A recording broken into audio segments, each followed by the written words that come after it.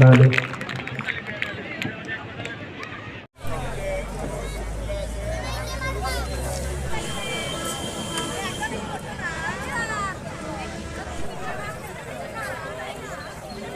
সময়ের মধ্যে উপজেলা প্রশাসনের পক্ষ থেকে অভিনন্দন ও ধন্যবাদ।